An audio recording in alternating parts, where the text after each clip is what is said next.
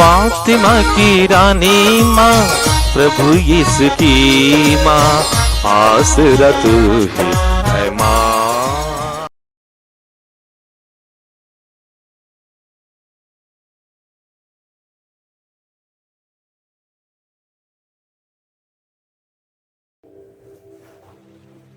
पहला पाठ नबी योना का ग्रंथ, अध्याय 4, पद संख्याएं 1 से 11 तक।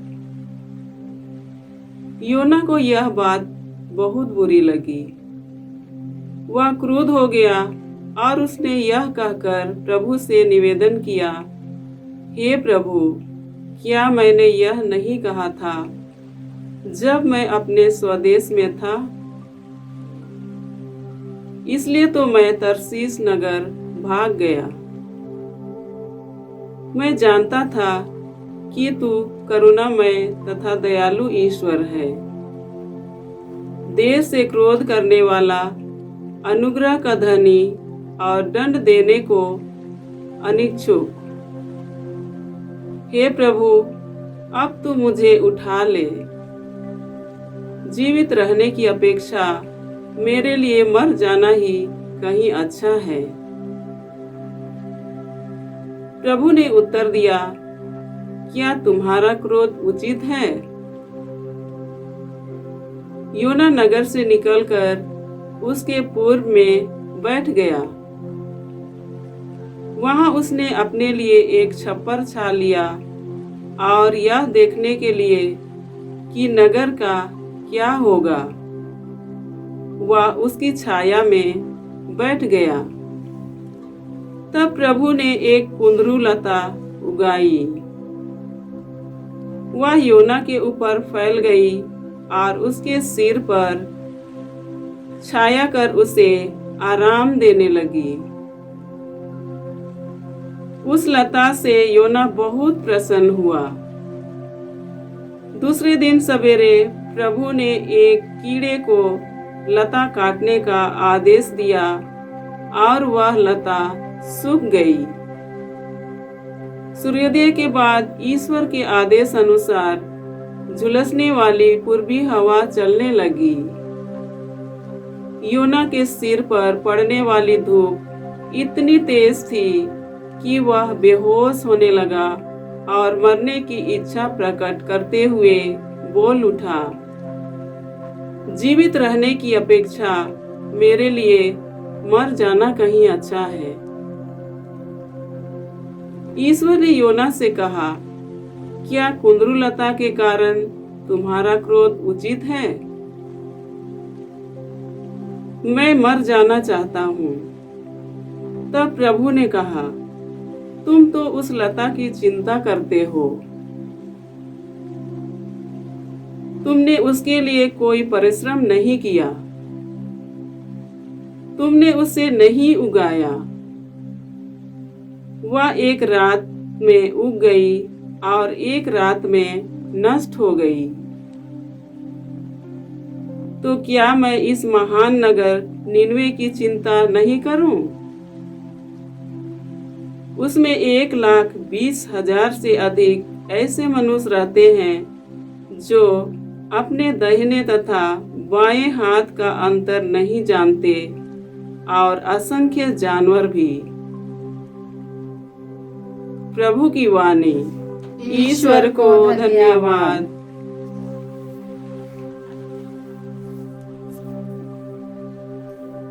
भजन अनुवाक्य। अनुवाक्य।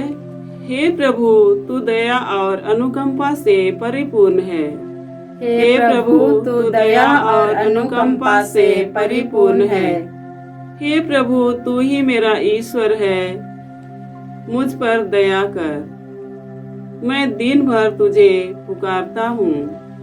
हे प्रभु, अपने दास को आनंद प्रदान कर, मैं तेरी आराधना करता हूँ। अनुवाक्य। हे प्रभु, तू दया और अनुकंपा से परिपूर्ण है।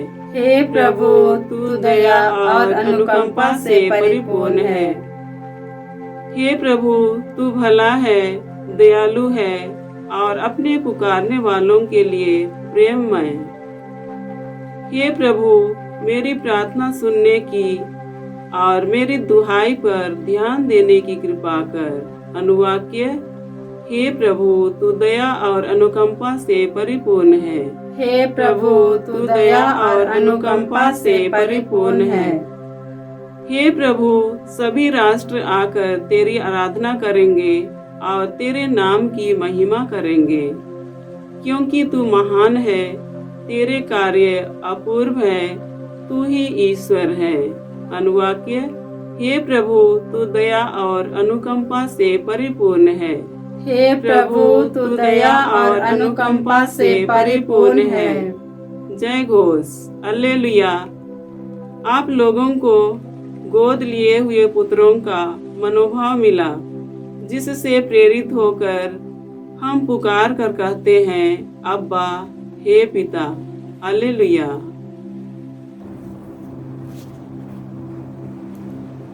प्रभु आप लोगों के साथ हो और आपकी आत्मा के साथ। संत लूकस के अनुसार प्रभु यीशु ख्रिस्त का पवित्र सुसमाचार। हे प्रभु, तेरी महिमा हो।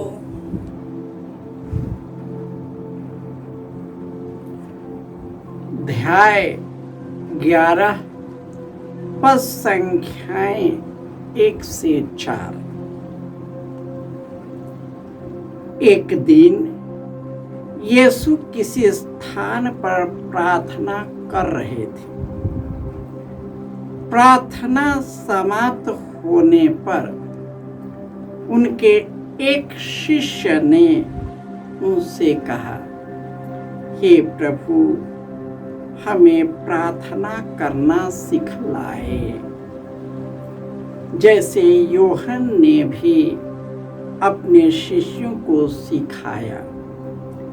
यीशु ने उनसे कहा, इस प्रकार प्रार्थना किया करो, हे पिता, तेरा नाम पवित्र माना जाए, तेरा राज्य आए, हमें प्रतिदिन का दैनिक आहार दिया करे, हमारे पाप क्षमा कर, क्योंकि हम भी अपने पड़ोसियों को क्षमा करते हैं, और हमें बुराई में न डाल।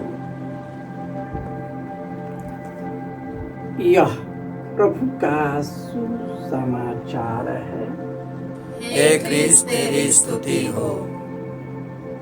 ख्रिस्त में प्यारे भाइयों और बहनों, हमारा ईश्वर दयालु ईश्वर है, करुणामय ईश्वर है, न्यायप्रिय ईश्वर है। वह तरस खाकर हमारा उद्धार करता है। वह पुकारने वाले को लिए प्रेममयी है, और जो उनसे प्रार्थना करता है, उससे दुहाई मांगता है, ईश्वर उसकी प्रार्थना सुनता है। आज के पहले पाठ में योना जो है, हमारे जैसे लोगों के प्रतिनिधित्व करता है। योना के मन में यही था कि जो बुरा करता है बुरा हो जाए, जो अपना नहीं है उसके साथ बुरा हो। वह चाहता था कि निनवे नष्ट हो जाए, और वह एक जगह आया। वहां से आने के बाद और उसने एक टाट बनाई। अब बनाते समय रात को एक कुंदरू का एक पौधा उगकर उसको छाया देने लगा। वह गहरी नींद में सो गया, और जब वह जगा, वह कुंदरू सूख गया, और वह गर्मी से एकदम परेशान हो गया और ईश्वर पर क्रुद्ध हो गया। ईश्वर उससे पूछता है कि क्या तुम्हारा क्रोध न्याय संगत है? तुमने जिसे बनाया ही नहीं, तुम उसी के लिए क्रोध करते हो। हम मनुष्य इसी योना के जैसे हैं। अधिकांश लोग ऐसे ही हैं। हमारी जिंदगी भी ऐसे ही होता है कि जो अपना नहीं है, जो पराया है, पराये के साथ कुछ भी हो जाए उससे कोई मतलब नहीं। हमारा हृदय भी नहीं पिघलता।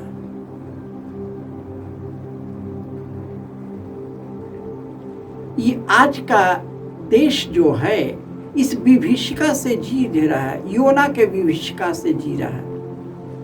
और ईश्वर एक बात कहता है योना को, क्या बहुत बड़ी अच्छी बात बोलता है,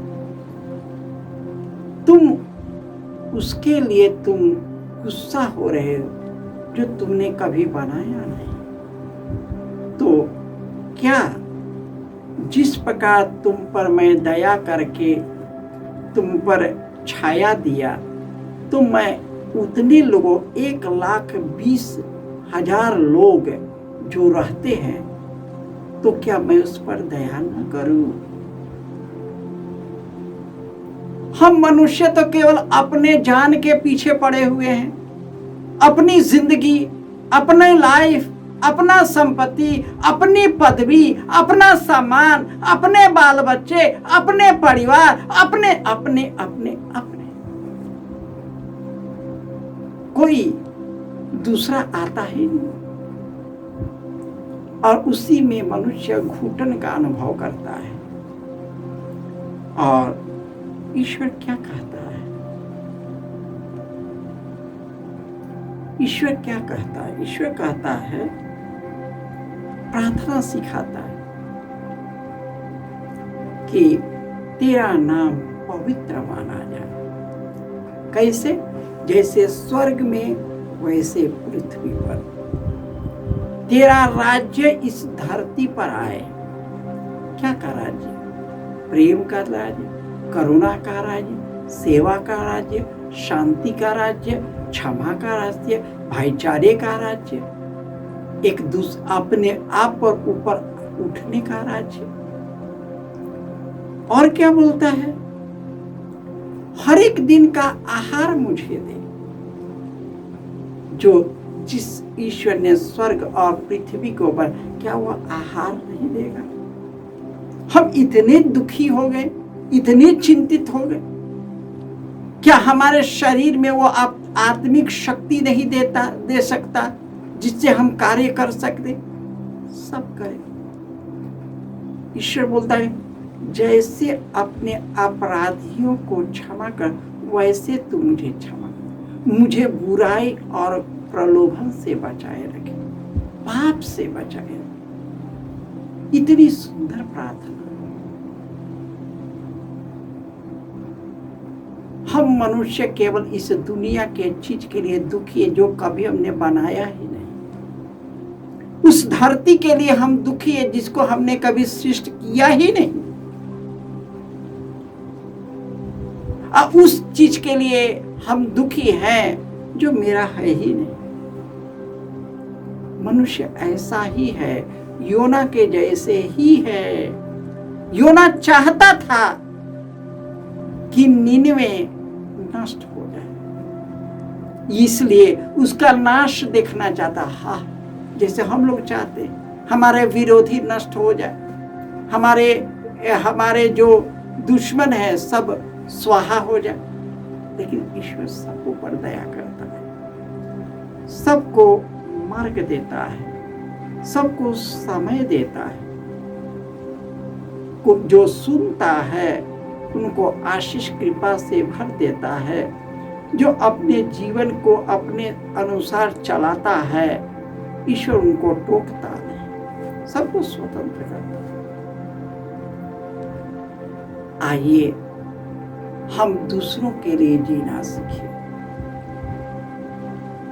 हमारी जिंदगी केवल खाओ पियो मर जाओ नहीं, हमारी जिंदगी जो स्वर्ग में हमारा नाम लिखा गया है उस राज्य का अधिकारी बने, क्योंकि यह जीवन अल्प जीवन है, यह जीवन मृत जीवन है, यह जीवन स्थायी नहीं है। इस जीवन को समर्पित करना, इस दुख को, इस दुनिया के दुख को समर्पित करना, प्रभु सब कुछ अपने काबू में करेगा जब हम सभी पवित्र बन जाएंगे, निष्कलंक बन जाएंगे, एक दूसरे के लिए जीना सीख जाएंगे। यह दुनिया खुद ही स्वर्ग बन जाएगी। उसी स्वर्गीय दुनिया के लिए प्रार्थना करें कि हम बदले, हमारे द्वारा आसपास के लोग बदले, आज सभी एक दूसरे के लिए जीना सीखे। जय यीशु।